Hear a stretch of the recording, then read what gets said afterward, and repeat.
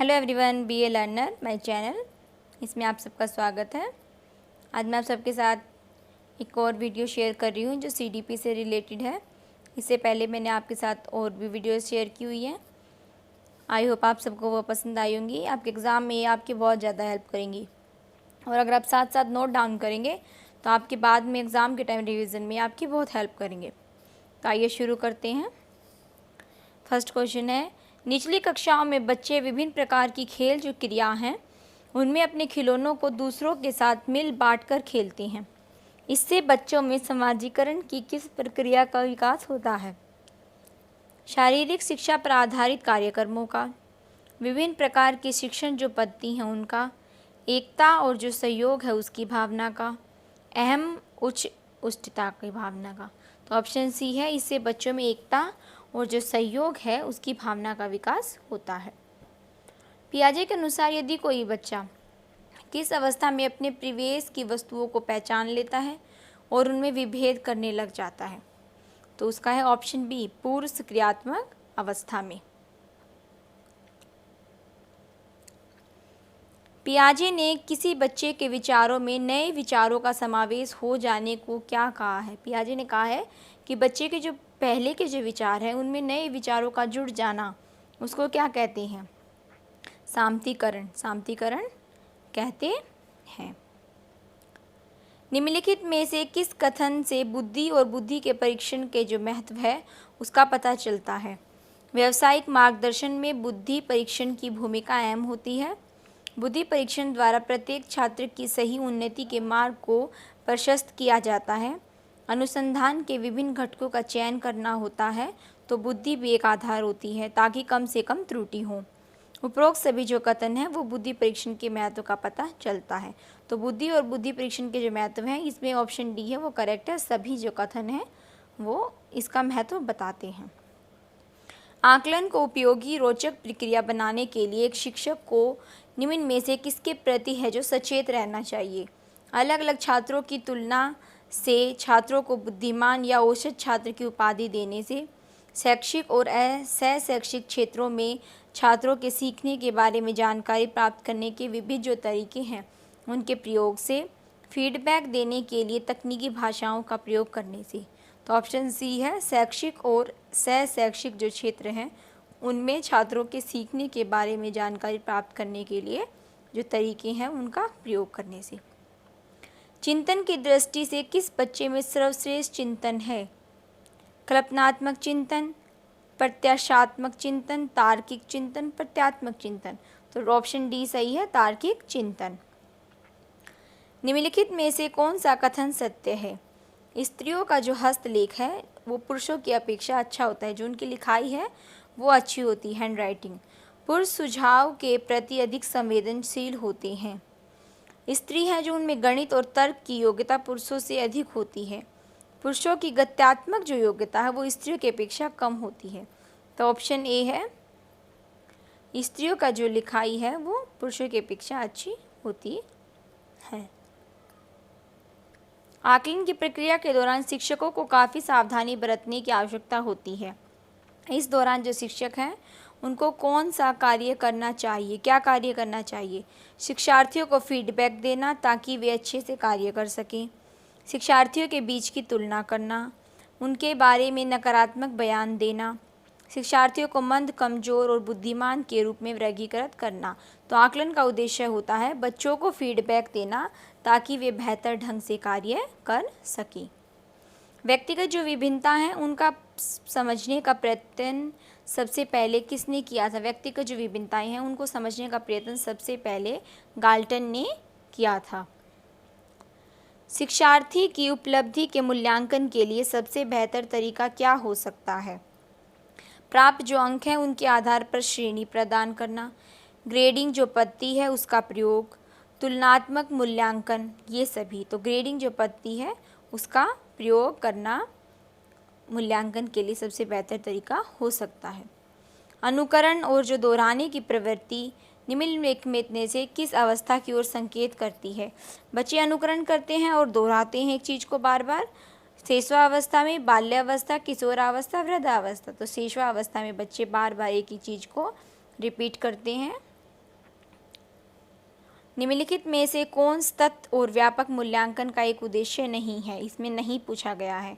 याद रखने पर बल देने के बदले सीखने की प्रक्रिया पर बल देना, छात्रों के सीखने की प्रक्रिया और जो उनका परिवेश है उसके बारे में उपयुक्त निर्णय लेना, अध्यापन और अधिगम प्रक्रिया को शिक्षक केंद्रित कार्यकलाप बनाना। तो यही ऑप्शन सी है, वही नहीं है कि उसे शिक्षक केंद्रित बनाना ही क्रियाकलाप गलत है।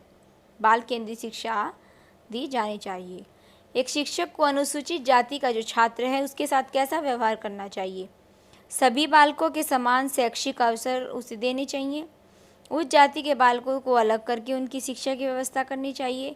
नीची जाति के होने के कारण उनके साथ भेदभाव रखना चाहिए। केवल छुआछूत की भावना रखनी चाहिए। तो ऑप्शन ए है कि सबको समान अवसर देने चाहिए। आप अपनी कक्षा में अधिगम को सरल बनाने के लिए दृश्य जो सामग्री है उसका प्रयोग करती हैं। ऐसी स्थिति में कक्षा के किन छात्रों को सबसे कम लाभ होगा? जो पढ़ने में सामान्य स्तर के हैं, जो पढ़ने में उच्च स्तर के हैं, जो पढ़ने में निम्न स्तर के हैं, जो आँखों से अधिक देख पाते हैं। तो ऑप्शन बी है जो पढ़ने में उच्च स्तर के हैं। जो गॉड गिफ्टेड चाइल्ड होते हैं वो सिर्फ देखने वाली चीज़ों से उन्हें कोई भी थोड़ा बहुत लाभ होगा, बिल्कुल ज़्यादा लाभ नहीं होगा। निम्नलिखित में से कौन सा शिक्षार्थियों में सृजनात्मकता जो है उसका पोषण करता है? अच्छी शिक्षा के व्यवहारिक जो मूल्य हैं के लिए शिक्षा जो विद्यार्थी हैं उनका शिक्षण, प्रत्येक विद्यार्थी की अंतर्जात जो प्रतिभा है उनका पोषण करने और प्रश्न करने की अवसर उपलब्ध कराना, उनका जो विद्यालय जीवन है उसको प्रारंभ से उपलब्धि के लक्ष्यों पर बल देना, परीक्षा में अधिक अंकों के लिए विद्यार्थियों को कोचिंग कराना। तो ऑप्शन बी है वो सही है। प्रत्येक शिक्षार्थी के अंदर जो प्रतिभा है उनका पोषण करना चाहिए और उन्हें प्रश्न करने के अवसर देने चाहिए। अधिगम की प्राकृतिक जो दशा है के सिद्धांत का प्रतिपादन किया था कर्ट लेविन द्वारा।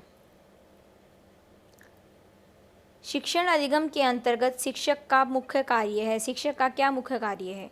बालकों को सीखने के लिए अभिप्रेरित करना, बालकों को पढ़ाना, बालकों का ज्ञान वर्धन करना, बालकों को अच्छे संस्कार देना।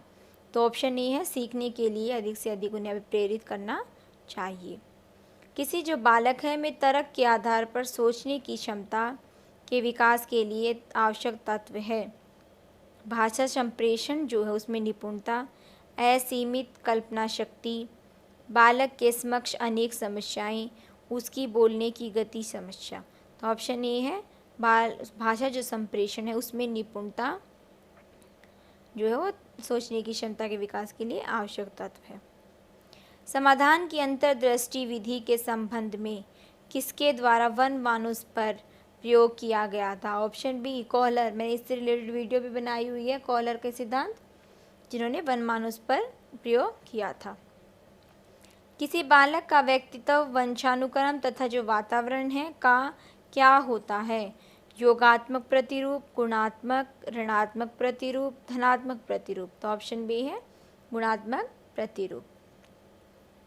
अनुभवजन्य अधिगम जो सिद्धांत है कि शैक्षिक उपयोगिता कौन सी हो सकती है? यह सिद्धांत बताता है कि सीखना सभी तरह से एक उद्देश्यपूर्ण और लक्ष्य उन्मुख प्रक्रिया है। यह बताता है कि जब भी कुछ पढ़ाया जाए या सीखने के लिए कहा जाए तो उसे अपने समग्र रूप में ही बच्चों के सामने प्रस्तुत करना चाहिए। शिक्षार्थियों का जो व्यवहार है को वांछित स्वरूप दिशा प्रदान करने में यह सिद्धांत शिक्षकों की सहायता करता है। इस सिद्धांत की सहायता से शिक्षार्थियों के लिए अधिगम जो स्रोत हैं और जो संसाधनों की व्यवस्था करने में सहायता मिलती है। तो यही ऑप्शन ठीक है। समावेशी शिक्षा डैश को शामिल कर अपने उद्देश्यों को प्राप्त करती है। किन को शामिल करती है? केवल प्रतिभाशाली, केवल अधिगम असक्षम, केवल सामान्य और अधिगम असक्षम शिक्षार्थी। तो ऑप्शन डी है सामान्य को भी और मेंटली रिटार्डेड चिल्ड्रंस को भी। पढ़ने से संबंधित असमता है, पढ़ नहीं पाता बच्चा, डिसलेक्सिया। प्रगतिशील जो शिक्षा है उसके पक्षधर थे। प्रगतिशील शिक्षा के पक्षधर जीन पियाजे, प्रायर, जॉन डीवी, मन, जॉन डीवी। कक्षा कक्ष में शिक्षार्थियों को एकाग्र करने में सहायक व्यक्तिगत कारक है। भिन्न भिन्न प्रकार के वस्त्र, शिक्षक का सुव्यवस्थित भाषण, शिक्षार्थियों में जो जिज्ञासा है उसका विकास, शिक्षक की जोरदार आवाज़। तो ऑप्शन सी ठीक है, शिक्षार्थियों में जो जिज्ञासा है उसका विकास करना। किसी बालक का जो व्यवहार है उसके निर्धारण में कौन सा व्यवहार उत्तम है? जब बालक के सम्मुख अनेक प्रेरक हों तो कुछ अधिक प्रभावी होते हैं। प्रत्येक बालक आवश्यकताओं की संतुष्टि के लिए अधिक से अधिक प्रयास करता है। जब बालक के सम्मुख अनेक लक्ष्य हों तो वह उसके लिए जो सभी लक्ष्य हैं वो समान होते हैं, या उपरोक्त सभी। तो ऑप्शन ए है वो करेक्ट है। जब बालक के सम्मुख अनेक प्रेरक होते हैं तो वह उनमें से कुछ उसके लिए प्रभावी होते हैं। निम्न में से किसने नैतिक वृद्धि की जो अवस्था है की अवधारणा प्रस्तुत की थी? कोलबर्ग ने, पियाजे, Erikson, Skinner. Option A is correct. Kohlberg ने नैतिक वृद्धि की जो अवस्थाएं हैं वो प्रस्तुत की थी। एक अध्यापक को महत्व देना चाहिए। किसको महत्व देना चाहिए? एक अध्यापक को। पिछड़ी जो पृष्ठभूमि के जो छात्र हैं उनको, अनुसूचित जाति के छात्रों को, अनुसूचित जनजाति के छात्रों को, सभी को समान रूप से। तो ऑप्शन डी है वो करेक्ट है, सबको समान देना चाहिए। बाल केंद्रित शिक्षा के समर्थक के तौर पर आपके अनुसार किसका महत्व सर्वाधिक है? शिक्षक बालक के व्यक्तित्व का कहाँ तक विकास कर पाता है? शिक्षक कितना ज्ञानी, कितना आकर्षक गुणयुक्त है? शिक्षक अपने विद्यालय को कितना अधिक भव्य दृश्य बनाने में सक्षम है? शिक्षक की पहचान का दायरा कितना विस्तृत? तो यही है, शिक्षक बालक के जो व्यक्तित्व है उसका विकास कहाँ तक कर पाता है, यही इसका महत्व सबसे ज़्यादा है। किसी बालक के व्यवहार को उत्पन्न करने वाला कारक है, क्या है जो उसके व्यवहार को उत्पन्न करता है? मानसिक और जिसकी जो शारीरिक जो आवश्यकता है उनकी पूर्ति, चिंतन के साथ सार्थक रूप से समायोजन करना, बालक के प्रभावी मूल्य, बालक के प्रति की गई सामाजिक जो आवश्यकताएं हैं उनकी पूर्ति। तो ऑप्शन बी है, चिंतन के साथ सार्थक रूप से समायोजन करना। मीरा का अपनी सहेलियों में व्यक्तिगत और सामाजिक जो समायोजन है वो सबसे श्रेष्ठ है। आपके अनुसार इसका क्या कारण हो सकता है? मीरा जो है वो बहुत अमीर घर से संबंध रखती है। मीरा की माँ विद्यालय की प्रधानाचार्य है। मीरा पढ़ने में बहुत ज़्यादा होशियार है। मीरा की भाषा बहुत आकर्षक है। तो ऑप्शन डी इज़ करेक्ट है, उसकी भाषा बहुत आकर्षक है। छात्र और छात्राओं के बीच लैंगिक जो प्रभाव हैं उनको कम करने के लिए उपयुक्त उपाय नहीं है, नहीं पूछा गया है। छात्राओं को छात्रों के समान अधिकार देना, उन्हें समान कार्य करने के अवसर देना, उन्हें समान शैक्षिक योग्यता की समानता उपलब्ध कराना, उन्हें दो वर्गों में बांटकर उनके जो उद्देश्य हैं उनको अलग अलग करना और अनुकूल शिक्षा प्रदान करना। तो यही है, डी ऑप्शन है, उन्हें अलग अलग वर्गों में नहीं बांटकर इकट्ठा पढ़ाना चाहिए। निम्नलिखित में से किसके वंशानुक्रम को व्यक्तिगत विभिन्नता का मुख्य कारण माना गया है? मन, स्किनर, क्रो एंड क्रो, टॉयलर। तो ऑप्शन ए है, मन है जो उन्होंने वंशानुक्रम को व्यक्तिगत विभिन्नता का जो है मुख्य कारण माना है। वह आकलन जो विद्यालय परिषद के दिशा निर्देश जो हैं उनके आधार पर किया जाता है, किंतु परिषद जो या बोर्ड है के स्तर पर नहीं कहलाता क्या है वो? विद्यालय आधारित आकलन, निरीक्षण, अवलोकन, व्यापक आकलन। तो ऑप्शन ए है वो करेक्ट है, विद्यालय आधारित आकलन। मैंने आज आप सबके साथ ये कुछ क्वेश्चन और शेयर किए हैं। आई होप आप सबको ये वीडियो बहुत ज़्यादा पसंद आएगी। वीडियो को लाइक करना बिल्कुल भी ना भूलें। Thank you.